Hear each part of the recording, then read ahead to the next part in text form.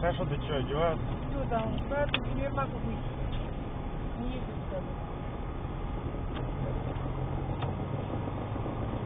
Я домой вчера пришла, ничего не купила. Кто слопал? Не был дома? Да нет. Нет? Не все? Ну, Роман. Ему пофиг, да.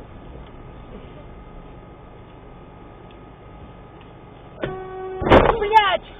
Эй, он чё? Что, совсем уже? Или что, стыдно? Я так и хотел, чтобы понять. Включай аварийку.